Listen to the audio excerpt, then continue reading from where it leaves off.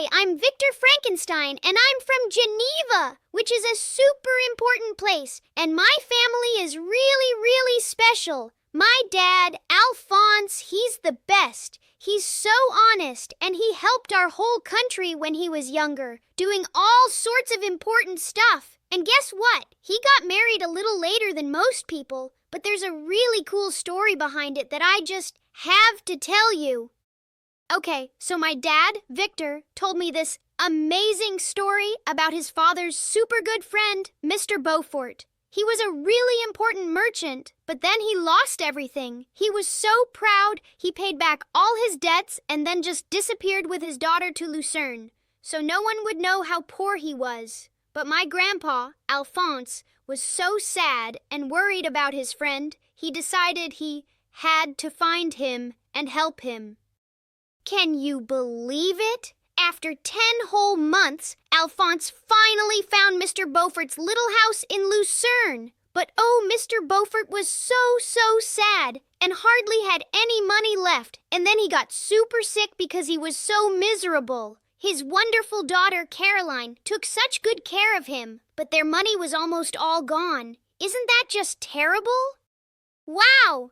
Caroline Beaufort was so incredibly brave, working super hard just to earn a tiny bit of money for her sick dad. But even with all her effort, her dad got worse and worse, and after 10 months, he died right there in her arms, leaving her all alone and with nothing. Then just when she was so sad, Alphonse Frankenstein came right in and was so kind, he helped her and kept her safe. After Beaufort passed away, Uncle Alphonse took Miss Caroline all the way to Geneva, leaving her with some family there. And then, 2 whole years later, guess what? Even though he was much older, Miss Caroline became his wife. They loved each other so much, and Uncle Alphonse made sure she was safe from everything bad. They even traveled all over to Italy, Germany, and France, just to make her feel better after all her sad times. Victor, the very first one, was born in Naples, and when he was little, he got to travel everywhere with his mom and dad. Oh, his parents loved him so much, like forever and ever, showering him with all their affection. He remembers his mom's soft touches and his dad's super nice smile, feeling like he was their most special favorite, a wonderful gift from the sky, and they would make sure he was always happy. Oh, guess what happened when Victor was only 5? His super kind mom and dad went to this sad little house by a beautiful lake, and even though his dad was away, his mom, with Victor right there, found this family with 5 really hungry kids.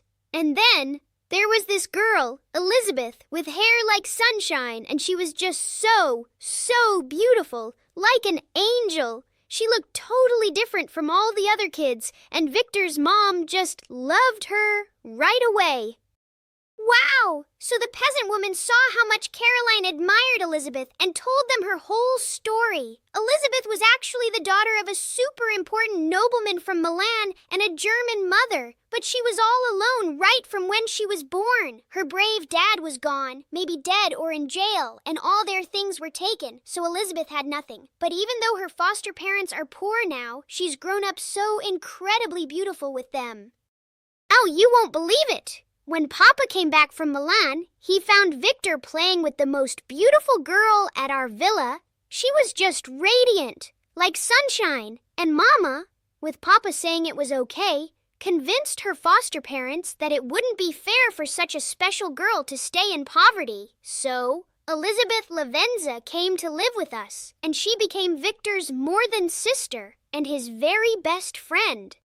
Oh, everyone loved Elizabeth so much, and I did too. I was so proud of her. I remember Mama telling me, all secret-like, that I was getting a super pretty present the very next day. And then guess what? They brought Elizabeth to me, and Mama said she was my present. I knew right then she was mine, my very own, to keep safe and love forever and ever, like a super-duper sister, just for me, until I'm super old. Oh, my childhood was just the most wonderful thing ever. Me and Elizabeth, we were so different, but we just fit together perfectly, and our family was so happy in Geneva, especially after little Ernest came along. And then there was Henry Clerval.